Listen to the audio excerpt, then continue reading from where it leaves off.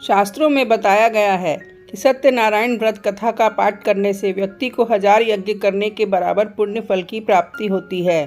सत्यनारायण भगवान कथा में भगवान विष्णु के सत्य स्वरूप के बारे में बताया गया है।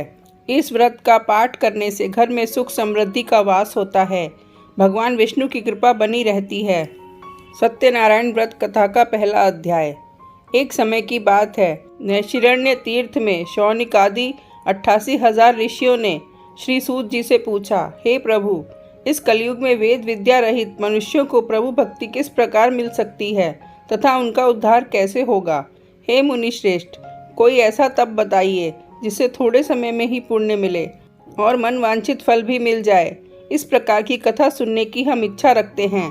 सर्वशास्त्रों के ज्ञाता सूत जी बोले, हे वैष्णवों में पूज्य, आप सभी ने प्राणियों के हित की बात पूछी है, इसलिए मैं एक ऐसे श्रेष्ठ व्रत को आप लोगों को बताऊंगा जिसे नारद जी ने लक्ष्मी नारायण जी से पूछा था और लक्ष्मीपति ने मुनि श्रेष्ठ नारद जी से कहा था। आप सब इसे ध्यान से सुनिए। एक समय की बात है, योगीराज नारद जी दूसरों के हित की इच्छा लिए अनेकों लोकों में घूमते हुए मृत्युलोक में आ पहुँचे। यहाँ उन्होंने अनेक योनियों में जन्मे प्रायः सभी मनुष्यों को अपने कर्मों द्वारा अनेकों दुखों से पीड़ित देखा। उनका दुख देख नारद जी सोचने लगे कि कैसा यत्न किया जाए जिसके करने से निश्चित रूप से मानव के दुखों का अंत हो जाए। इसी विचार पर मनन करते हुए वो विष्णु लोक में गए।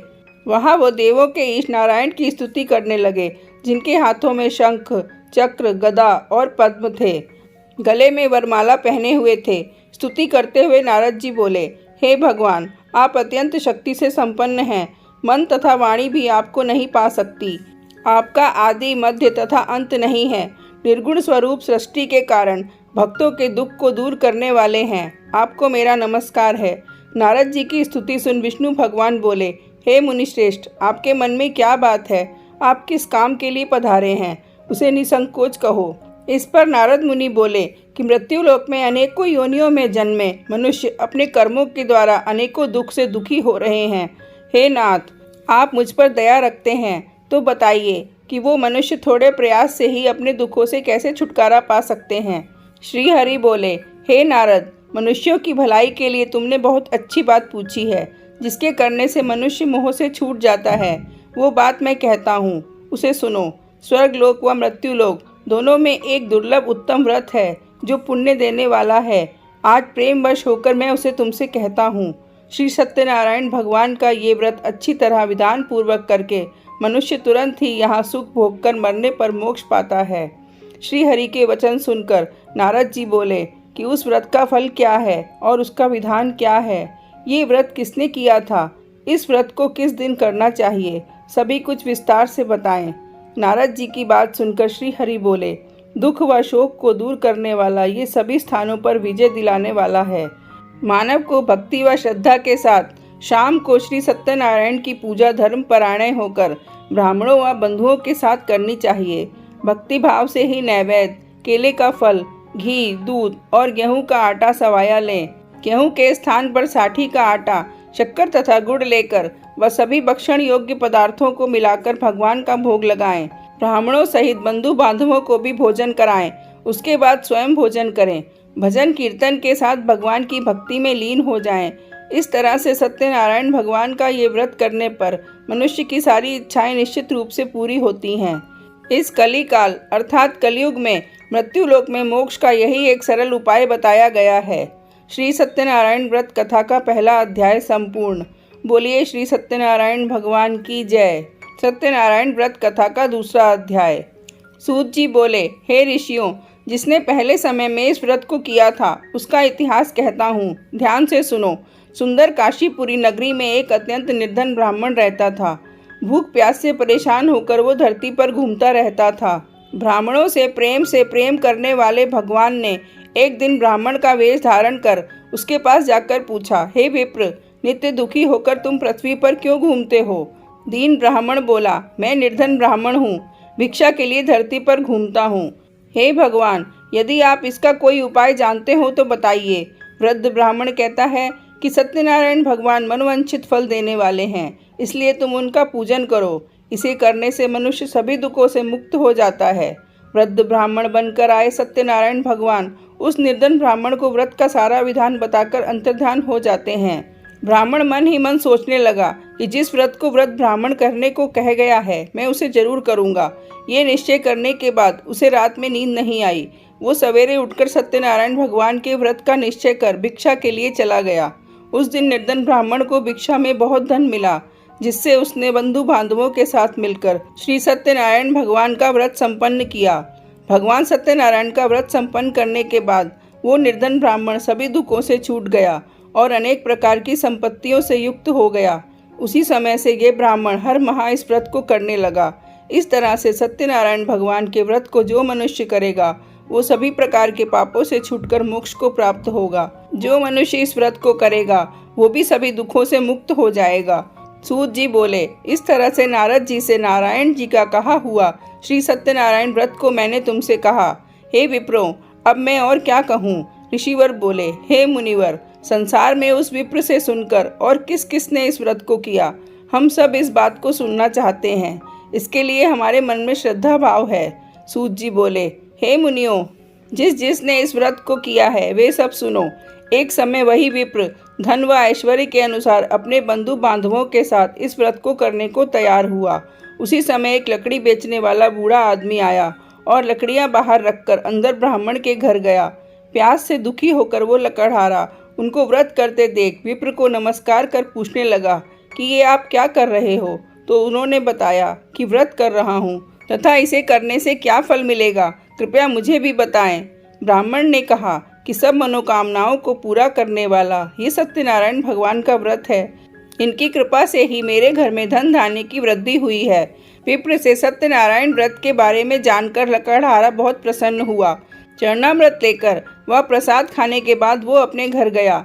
लकड़हारे ने अपने मन में संकल्प किया कि आज लकड़ी बेचने से जो भी धन मिलेगा उसी से श्री सत्यनारायण भगवान का उत्तम व्रत करूंगा। मन में इस विचार को ले बूढ़ा आदमी सिर पर लकड़ियां रखकर उस नगर में बेचने गया जहां धनी लोग ज़्यादा रहते थे। उस नगर में उसे अपनी लकड़ियों का दाम पहले से 4 गुना अधिक मिलता है। बूढ़ा प्रसन्नता के साथ दाम लेकर केले, शक्कर, घी, दूध, दही और गेहूं का आटा ले और सत्यनारायण भगवान के व्रत की अन्य सामग्रियां लेकर अपने घर गया। वहां उसने अपने बंधु बांधवों को बुलाकर विधि विधान से सत्यनारायण भगवान का पूजन और व्रत किया। इस व्रत के प्रभाव से वो बूढ़ा लकड़हारा धन, पुत्र आदि से युक्त होकर संसार के समस्त सुख भोग अंतकाल में वैकुंठ धाम को चला गया। श्री सत्यनारायण व्रत कथा का दूसरा अध्याय संपूर्ण। बोलिए श्री सत्यनारायण भगवान की जय।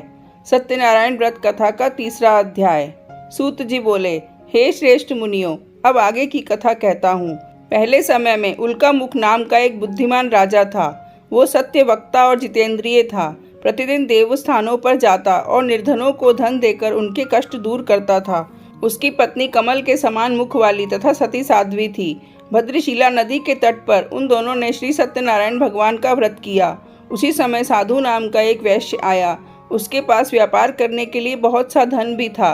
राजा को व्रत करते देखकर वो विनय के साथ पूछने लगा, हे राजन, भक्ति भाव से पूर्ण होकर आप ये क्या कर रहे हैं? मैं सुनने की इच्छा रखता हूँ, तो आप मुझे बताएं। राजा बोला, हे साधु, अपने बंधु बांधवों के साथ पुत्र आदि की प्राप्ति के लिए एक महाशक्तिमान श्री सत्यनारायण भगवान का व्रत व पूजन कर रहा हूँ। राजा के वचन सुन साधु आदर से बोला, हे राजन, मुझे इस व्रत का सारा विधान कहिए। आपके कथनानुसार मैं भी इस व्रत को करूँगा। मेरी भी संतान नहीं है और इस व्रत को करने से निश्चित रूप से मुझे संतान की प्राप्ति होगी। राजा से व्रत का सारा विधान सुन व्यापार से निवृत्त होकर वो अपने घर गया। साधु वैश्य ने अपनी पत्नी को संतान देने वाले इस व्रत का वर्णन कह सुनाया और कहा कि जब मेरी संतान होगी तब मैं इस व्रत को करूँगा।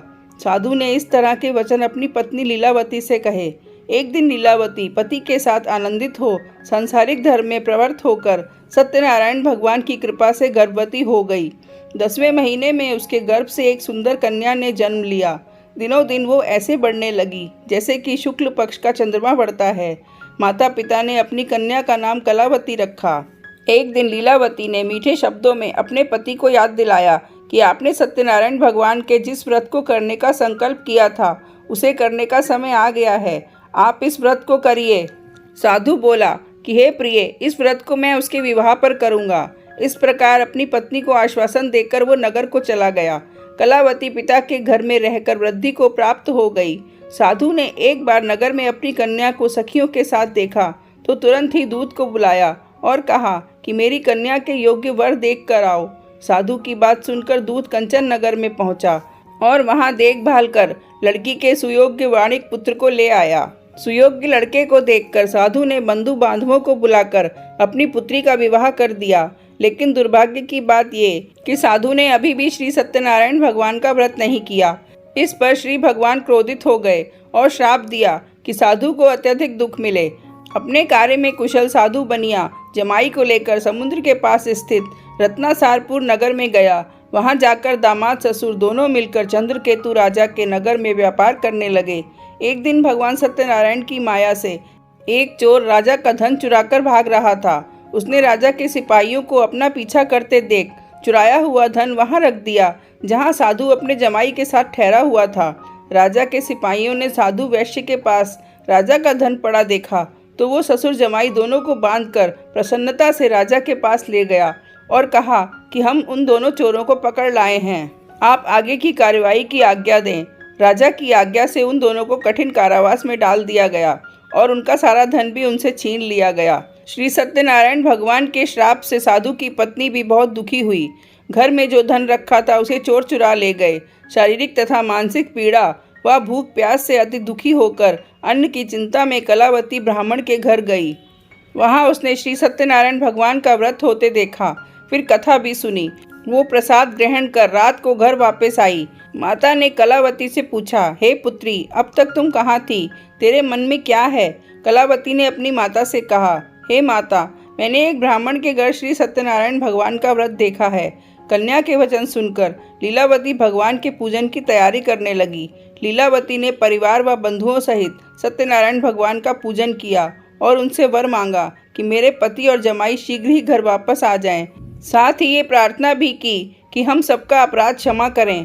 श्री सत्यनारायण भगवान इस व्रत से संतुष्ट हो गए और राजा चंद्रकेतु को सपने में दर्शन देकर कहा कि हे राजन, तुम उन दोनों वैश्यों को छोड़ दो और तुमने उनका जो धन लिया है उसे वापस कर दो। अगर ऐसा नहीं किया तो मैं तुम्हारा धन, राज्य व संतान सभी को नष्ट कर दूंगा। राजा को ये सब कहकर वो अंतर्ध्यान हो गए। प्रातःकाल सभा में राजा ने अपना सपना सुनाया और फिर बोले कि वाणिक पुत्रों को कैद से मुक्त कर सभा में लाओ। दोनों ने आते ही राजा को प्रणाम किया। राजा मीठी वाणी में बोला, हे महानुभावों, भाग्यवश ऐसा कठिन दुख तुम्हें प्राप्त हुआ है, लेकिन अब तुम्हें कोई भय नहीं है। ऐसा कहकर उन दोनों को नए वस्त्र आभूषण भी पहनाए और जितना धन उनका लिया था उससे दुगना धन वापस कर दिया। दोनों वैश्य अपने घर को चल दिए। श्री सत्यनारायण व्रत कथा का 3रा अध्याय संपूर्ण। बोलिए श्री सत्यनारायण भगवान की जय। सत्यनारायण व्रत कथा का 4था अध्याय। सूत जी बोले, वैश्य ने मंगलाचार कर अपनी यात्रा आरंभ की और अपने नगर की ओर चल दिए। उनके थोड़ी दूर जाने पर एक दंडी वेशधारी श्री सत्यनारायण ने उनसे पूछा, हे साधु, तेरी नाव में क्या है?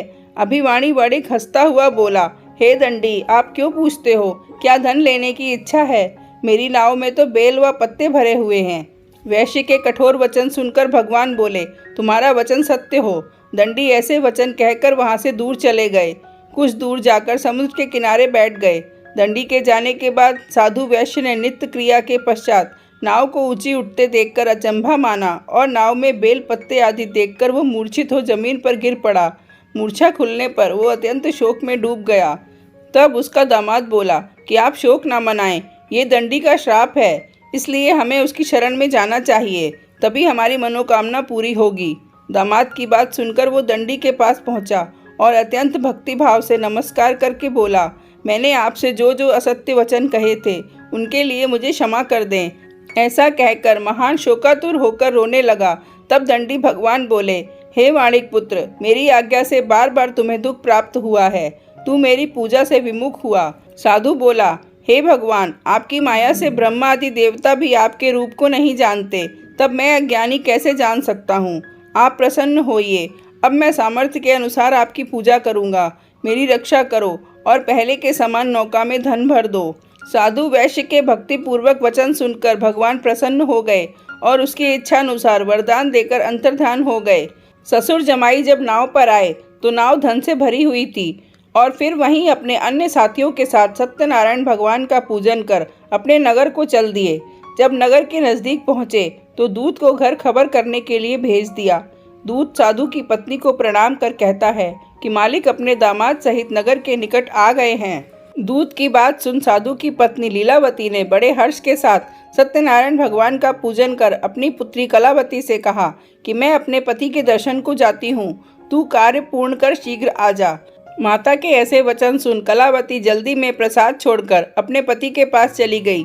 प्रसाद की अवज्ञा के कारण श्री सत्यनारायण भगवान रुष्ट हो गए और नाव सहित उसके पति को पानी में डुबो दिया। कलावती अपने पति को वहां ना पाकर रोती हुई जमीन पर गिर गई। नौका को डूबा हुआ देख वह कन्या को रोता देखकर साधु दुखी होकर बोला, हे प्रभु, मुझसे तथा मेरे परिवार से जो भूल हुई है उसे क्षमा करें। साधु के दीन वचन सुनकर श्री सत्यनारायण भगवान प्रसन्न हो गए और आकाशवाणी हुई, हे साधु, तेरी कन्या मेरे प्रसाद को छोड़कर आई है, इसलिए उसका पति अदृश्य हो गया है। यदि वो घर जाकर प्रसाद खाकर लौटती है तो इसे इसका पति अवश्य मिलेगा। ऐसी आकाशवाणी सुन कलावती घर पहुंचकर प्रसाद खाती है और फिर आकर अपने पति के दर्शन करती है। उसके बाद साधु अपने बंधु बांधवों सहित श्री सत्यनारायण भगवान का विधि विधान से पूजन करता है। इस लोक का सुख भोगकर वो अंत में स्वर्ग जाता है। श्री सत्यनारायण व्रत कथा का चौथा अध्याय संपूर्ण। बोलिए श्री सत्यनारायण भगवान की जय। सत्यनारायण व्रत कथा का 5वां अध्याय। सूत जी बोले, हे ऋषियों, मैं और भी एक कथा सुनाता हूँ, उसे भी ध्यान पूर्वक सुनो। प्रजापालन में लीन तुंगध्वज नाम का एक राजा था। उसने भी भगवान का प्रसाद त्याग कर बहुत ही दुख भोग किया। एक बार वन में जाकर वन्य पशुओं को मारकर वो बड़ के पेड़ के नीचे आया। वहां उसने ग्वालों को भक्ति भाव से अपने बंधुओं सहित सत्यनारायण भगवान का पूजन करते देखा। अभिमानवश राजा ने उन्हें देखकर भी पूजा स्थान में नहीं गया और ना ही उसने भगवान को नमस्कार किया। ग्वालों ने राजा को प्रसाद दिया, लेकिन उसने वो प्रसाद नहीं खाया और प्रसाद को वहीं छोड़कर अपने नगर को चला गया। जब वो नगर में पहुंचा तो वहां सब कुछ तहस नहस हुआ पाया तो वो शीघ्र ही समझ गया कि ये सब भगवान ने ही किया है। वो दोबारा ग्वालों के पास पहुंचा और विधि पूर्वक पूजा कर प्रसाद खाया तो श्री सत्यनारायण भगवान की कृपा से सब कुछ पहले जैसा हो गया। दीर्घ काल तक सुख भोगने के बाद मरणोपरांत उसे स्वर्ग लोक की प्राप्ति हुई। जो मनुष्य परम दुर्लभ इस व्रत को करेगा तो भगवान सत्यनारायण की अनुकंपा से उसे धन धान्य की प्राप्ति होगी। निर्धन धनी हो जाता है और भय मुक्त होकर जीवन जीता है। संतानहीन मनुष्य को संतान सुख मिलता है और सारे मनोरथ पूर्ण होने पर मानव अंतकाल में वैकुंठ को जाता है। सूत जी बोले, जिन्होंने पहले इस व्रत को किया है अब उनके दूसरे जन्म की कथा कहता हूँ। वृद्ध शतानंद ब्राह्मण ने सुदामा का जन्म लेकर मोक्ष की प्राप्ति की। लकड़हारे ने अगले जन्म में निषाद बनकर मोक्ष प्राप्त किया। उल्का मुख नाम का राजा दशरथ होकर बैकुंठ को गए। साधु नाम के वैश्य ने मोरध्वज बनकर अपने पुत्र को आरे से चीरकर मोक्ष पाया। महाराज तुंगध्वज ने स्वयंभू होकर भगवान में भक्ति युक्त हो कर्म कर मोक्ष पाया। श्री सत्यनारायण व्रत कथा का 5वां अध्याय संपूर्ण। बोलिए श्री सत्यनारायण भगवान की जय।